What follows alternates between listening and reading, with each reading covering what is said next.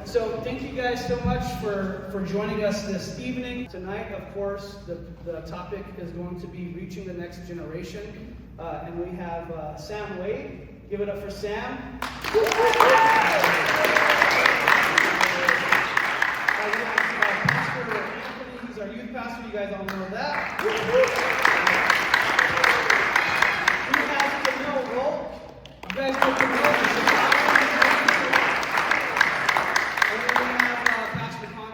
Children's pastor. So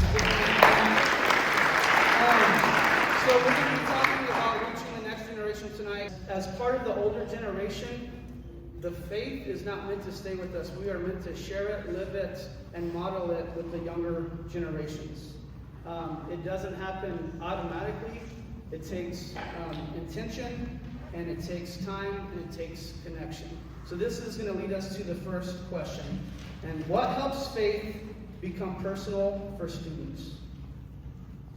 I can start. I feel like I'll break the ice. So, I think that in a broad sense, what makes faith personal is an encounter with Jesus. One of my like core values in ministry with Ascension, especially, but I believe in the church is just community and that fellowship. But also like trying to do mission trips, because I know that knits and bonds hearts together, and conferences and all that stuff. Just more opportunities to encounter other believers, be filled up, and those opportunities to obey Jesus, what He's asked of us and encouraged us to do. So, yeah. Perfect. Thank you. Anyone else want to answer or respond to what Anthony said?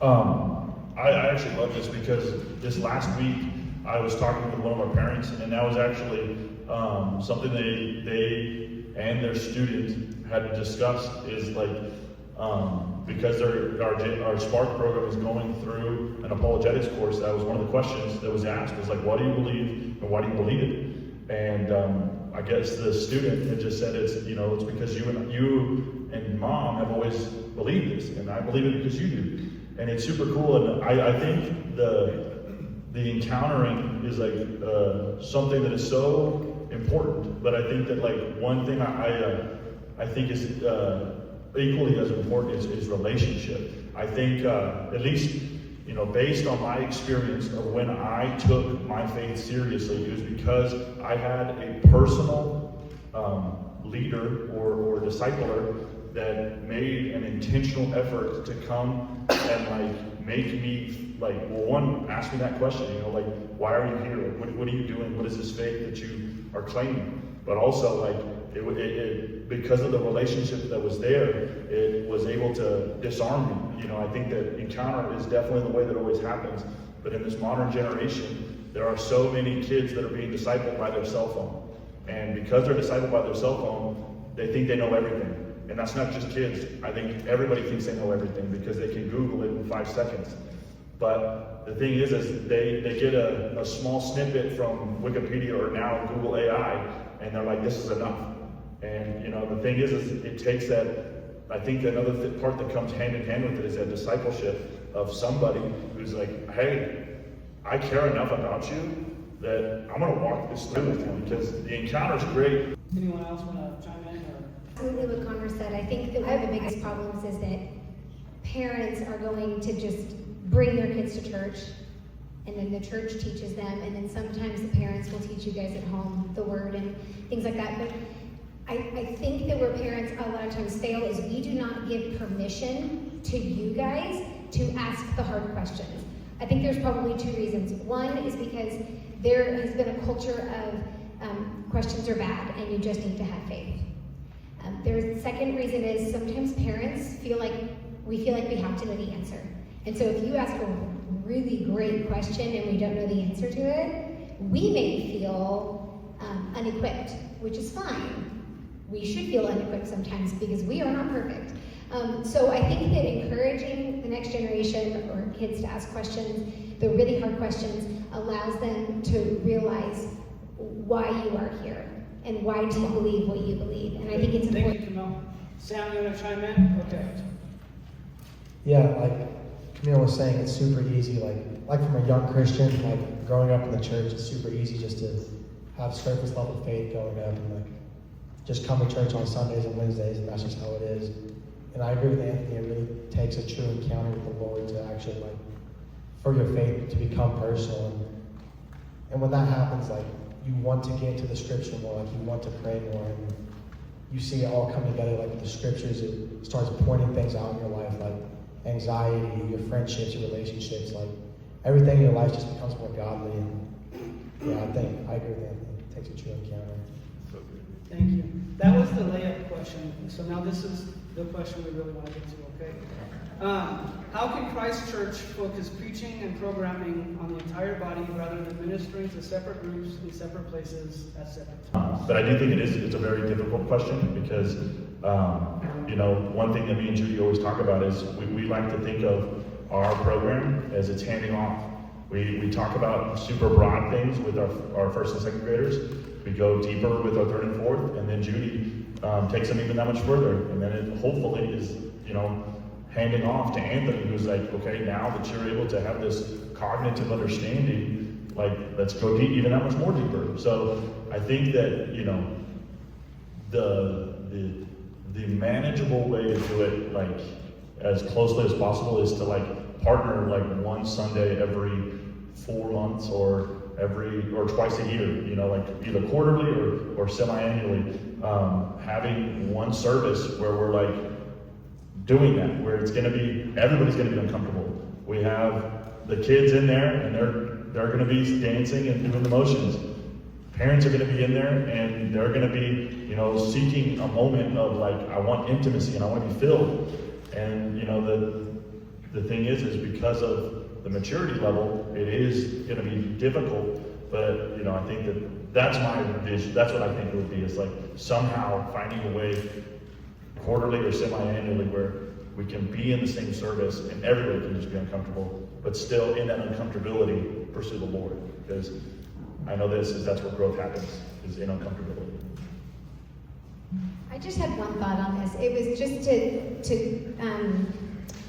I can't think of the word, but for Connor to be preaching on the same thing on Sunday morning that whoever is preaching over there, the same scripture, and then Anthony would do it maybe the Wednesday night before, or something like that, to where there's a little more unity, and so then the discussion in the home could be about the same thing. And it doesn't have to be all the time, because I understand people like to do a series, or Anthony might or Connor might see something their kids really need. But I think that if there's, like, kind of like you said, like maybe a series every once in a while where the entire church, and Adrian was just talking about that, if the entire church is studying the same scripture, then it allows, I think, for more unity within the family at home. So you can still have the 315 kids, are you still calling it 315? Okay, the 315 kids learning at their level, the Ascension students having it applied to them at their level, you guys.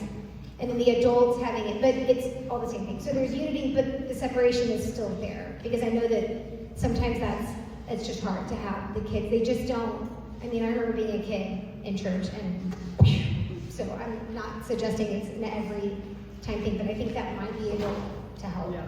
So just I have something, but I'll let Sam go. So practically, I think just having opportunities where we get to do things together more often, everybody. And I think that, like, it looks like on both of those, right? But I think this is my understanding of discipleship, is that kids learn by looking at who they look up to.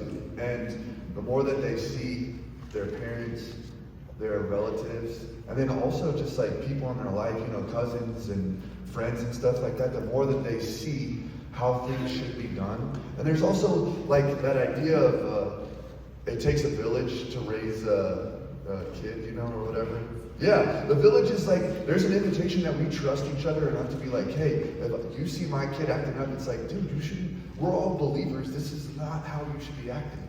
So, like on the vision of the children in church, it's like, yeah, in your heart it might feel like super stressful, but it's like, dude, honestly, that's like so cool to, like, I'll tell you a story. I'm sorry I'm long-winded. I'll try and I'll be... Tell a 30-second story. Okay, very fast. My son is like 1 year old, starting to walk. And we have an adults group, and we were worshiping the other night.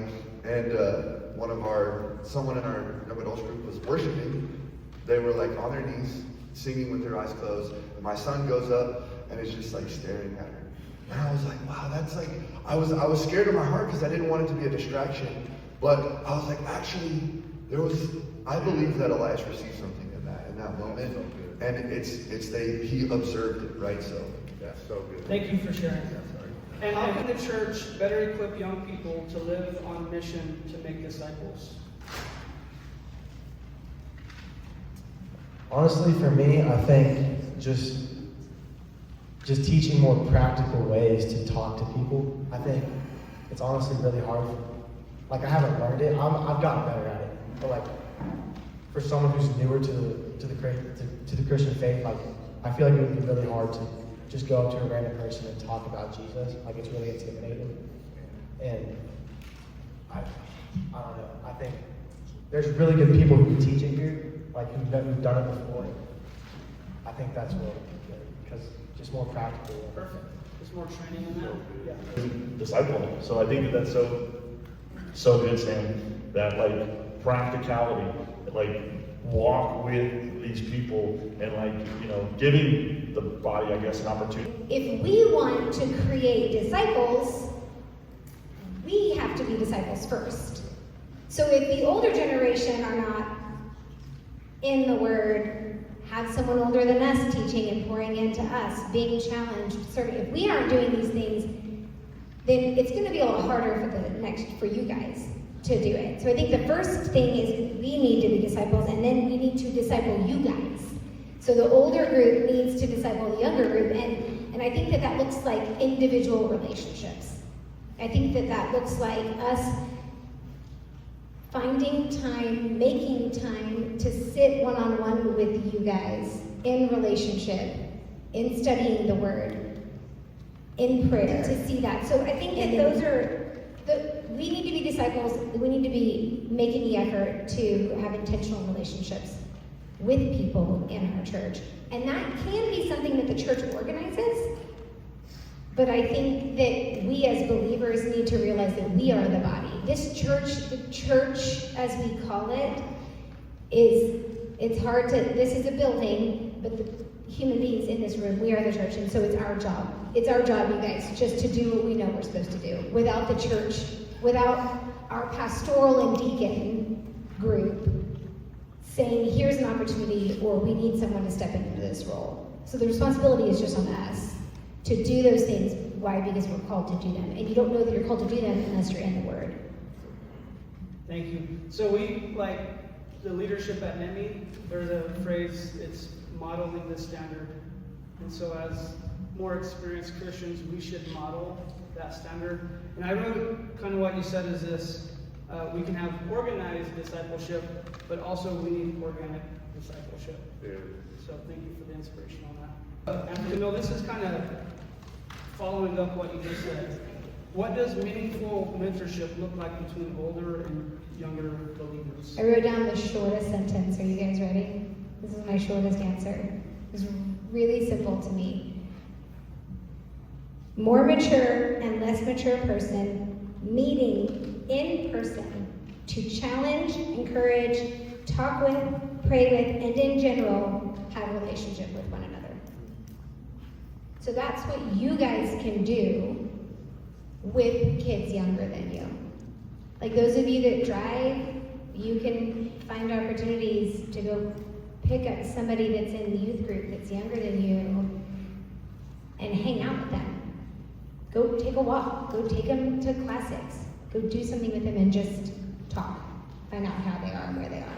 Because I will say this, we've had some rough things going on with our teenagers in Roswell, right?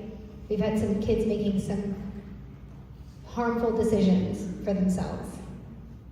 And if we are not in relationship with each other, you guys, we can do all kinds of things, parents and pastors, but you guys have the ability to reach each other in a way that we don't. So if you guys can pour into each other, you might be able to see what's going on with some of your peers in school or in sports or other activities that nobody else would see. otherwise. You guys have an in. Y'all need to use it. I want to piggyback off that real quick, because I think one thing that I guarantee is going through some of your head, especially with what Camilla's referencing, is you're like, I don't know what to say. I don't know what to speak to these people. I'll give you this. Pastor Lonnie gave me an opportunity my second year of ministry to step into counseling with a family that went through a very severe ordeal. And the thing is I was like, Lonnie, I have no experience. My most experience is talking to high school kids about their drama. I don't know how to actually counsel somebody. And Lonnie said, the thing is, and this is the encouragement I give to every one of you, you have the great counselor who dwells inside of you, the great comforter, the Holy Spirit. So you may be afraid, but the thing is the person that is standing with you, that is like pulling at your heart to speak to them, wants to speak what is going to help, and the thing is, you got to be, like we're saying, you got to be in community with them so you know what to say, but that is so important. And the other thing I'd like to say, because that one was a little bit more towards the kids, I want to say to the parents too, and I'm going to avoid any kind of eye contact, because, I think that especially with youth and even the older kids, there's an aversion to wanting to serve with kids, because you're like, my kid doesn't think I'm cool. I don't want to be there. They don't want me there. But who cares what they want? My parents told me this all the time. I don't care what you want. I'm doing what's best for you. And the thing is we live in a time when there is so much darkness in this world that is vying for your child's life. Your presence matters.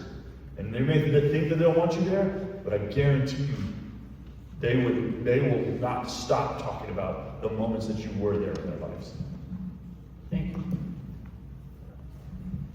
I think for it to be meaningful. Yeah. What is meaningful mentorship? Yeah, for it to be meaningful, I think it has to be a personal relationship. It can't just be like you just meet once a week and talk about your relationship with God. Like for me in my life, I have Connor and Anthony and Patrick. Like they're three really great mentors in my life, and they're guys that I can have I can have a lot of fun with them. We can joke around, but like the next second we can have a personal conversation that has a meaning, and they can help me. I can ask questions. And, they can help me with my walk with the Lord. So yeah, I think for it to be meaningful, it has to be personal. So good. Yeah, I feel like that's probably what I would say is like the meat of it is time, right? Is like you're saying, it has to be more than just. It's funny because I feel like I've seen it done wrong in my life, and you can't fault it. You can't fault the attempt, right? Because I think we're all trying to figure out what that looks like. But I think we all know the difference between a genuine relationship and something else. I think where I've seen it done wrong is where it was like so formulated that it was like, oh, I checked off every question. Now I'm on to my next meeting kind of a thing. And it's like, well, we snuff that out really quick. It's like, that's not genuine and personal. So yeah, I feel like where it takes that next step is just with the time that's invested in this relationship. So That's really good. So I'm going to ask you guys one more question. After this question, I'm going to give you guys just a couple minutes to share. But last question, how can students be contributors and not just attendees in the larger good church body? I think just providing the opportunity for kids to come and do something that they love. I hear all the time kids asking for new things in the midst of 315. And I, at first, was like, oh my gosh, they're never happy with anything. But I think what I've been trying to adopt my mindset is like providing an opportunity, right? Like every time they're asking about something, they're saying something they're excited about. They're saying something that they're passionate about. So providing an opportunity for a kid to do it, be a leader. And I just think that, man, I feel like I'm being rushed, but it's okay. I'm going to just pass it off. No, that was the perfect answer. Honestly, Okay. providing opportunity. Yeah. That's, if we want them if we're doing them coming to church quarterly or monthly or whatever it is, the goal would be more than just butts and seats. Yeah. We need to give them opportunity to serve, opportunity to connect, and out of those opportunities, relationship will grow from there. So. I don't know if you've seen it on the Olympics or anything like that. So there are eight men in a boat, and the 8 men have very specific roles and jobs to play. So you can have the right 8 men in a boat, but if they're not in the correct seat, then the boat is not gonna do what it could potentially do. So Chris's point was, find your seat. Be in the right seat. Don't look at somebody else and say, I wish I could be in that seat and serve that purpose. But find the seat that you're supposed to be in. So what does that mean? That means know your strengths, know your skills, know your bents, know your weaknesses, and then figure out where you can serve. Not all of you are going to want to serve with the littles on Sunday mornings. Not all of you can sit up on stage and do something. But the deal is that we have a plethora, Lonnie, of opportunities for you guys to get plugged in. And Judy's Spark and Ignite program is exactly that. So for those of you that went through that, that's the idea. Is to learn the different, it's the sound booth, it's the greeters, it's serving with the kids, but there's so much more than that. So to be a contributor, you need to know yourself, and then you need to know what's out there, or, and this is what's really cool, create it. If it's not there, and it's your thing, make it. The church would be happy to have you make a ministry and serve in some way with some purpose, if that's kind of your jam. Awesome. Yeah, I think I'm just gonna ditto off of that. I feel like the way I've seen it done well is those jobs, opportunities to serve. You know, that's the invitation that Jesus gives us. And then I really like especially what you said in terms of like, okay, maybe I think it's kind of funny because one of the things that I think we wrestle with is like, oh, I don't really feel like this is my thing. And I think that the truth is, hard reality, it's not about us. Like the truth is that Jesus like paved that way, right? And there's something higher that we can attain to.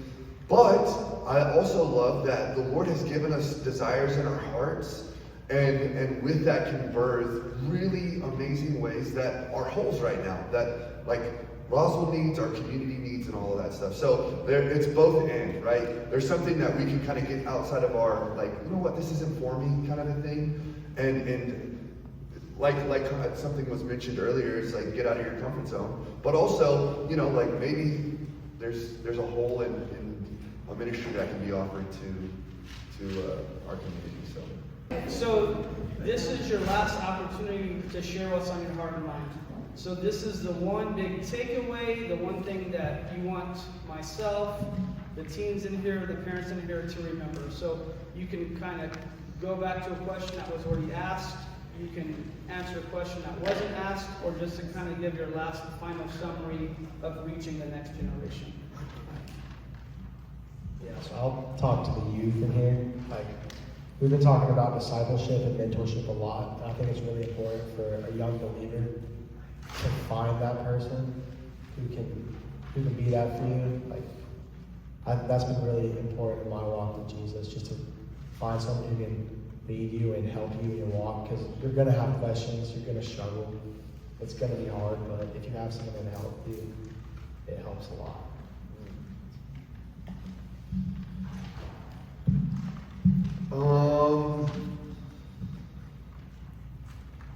It's worth it. I think if I was going to say, you know, my message is that, like, Jesus, there's a specific prayer, and it's actually one of the ones that is like very clearly for us today. It's in John, and it's a prayer for unity, and it's actually, there's this idea that the world will know who is his by the way that we love each other.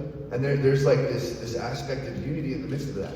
But I think that unity in each one of the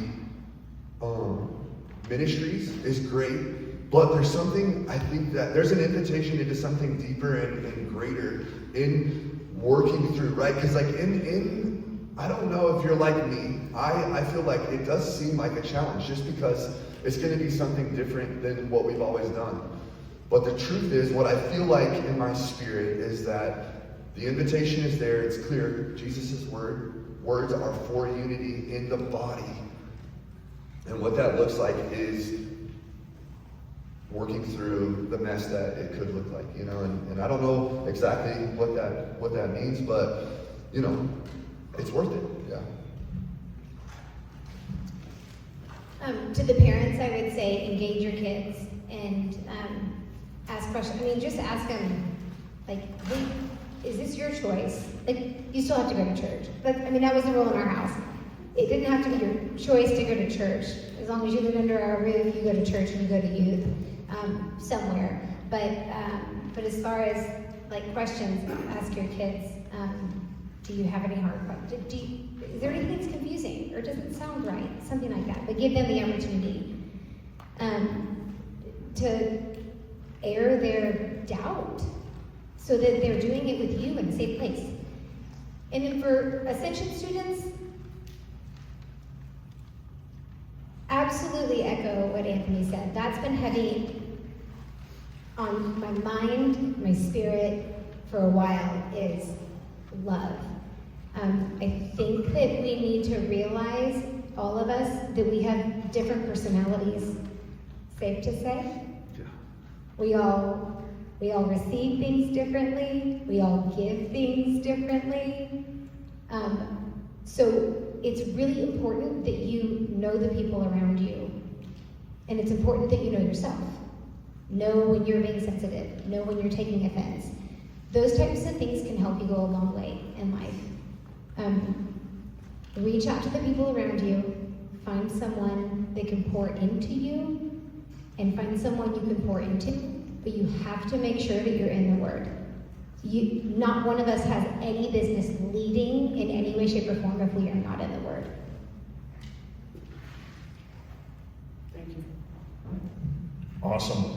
I guess, especially because Jane kids are in here, the message I would like to leave with you is because we're talking about this missional unity, and you guys are about to transition, and that, like, Jane kids, I want you to take a look around. These are the kids next all around. If you're in 6th grade, these are the peers that you're about to be transitioning into.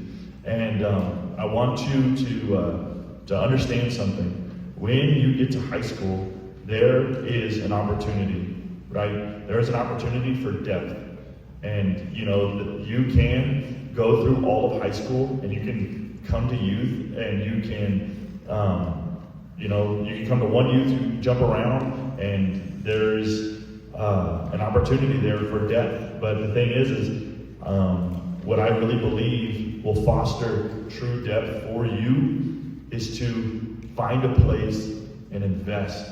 Because if you're going to youth group or church, and this is now branching off to everybody in this room, if you're going to youth group or you're going to church for what it can do for you, you've missed the point of what church is. Church is not for what it can do for you. It is for what you can do for the kingdom of God. And the thing is the more that you invest in a youth group, maybe the prettiest girl or the prettiest boy that you like doesn't go to your youth group. I guarantee you, if you will invest, you will have more fun in youth group than if you switch to go and be with that girl or that boy in a different youth group. If you will invest and really plant yourself, and instead of letting something that happens be something to drive you away, let that thing that happens that is like souring for you be an instigator or an igniter to bring about change. Because that's the thing, is you guys have the ability to change your environment. You have so much influence, it's not even funny. What you guys are capable of and what you guys have in you already is something that is so that the older generation wants. It is life, it is passion, it is opportunity, it is a lack of responsibility. So I encourage you in this season to take advantage of it. Invest in your youth group. I'm not saying you have to stay here the rest of your life. Me and Anthony would love it because we want to see you just like standing here. I'm beaming with joy right now because of the man that this boy has turned into, to be able to come up on stage. I mean, I'm telling you, I remember back at Fort Lone Tree where he's throwing up root beer over the balcony. And he's now standing up here and being a voice for the Lord for you guys. It's, like I said, I would love for you to stay here. But if you don't, and you decide to go somewhere else, I just encourage you to invest, because that is what's going to bring about furthering of the kingdom. So. Wow. Well, that's it. Man, those are some awesome answers. Like, truly, I feel blessed to just be able to hear it and hear y'all's vision as pastors, but hear Camille so much insight as a mom who has served in all of the different ministries and had kids in them, and Sam. Yeah, I was actually showing old Fort Lone Tree pictures of the boys earlier, and so it's cool to see your development. So thank you, panelists, thank you, parents and students and church leaders.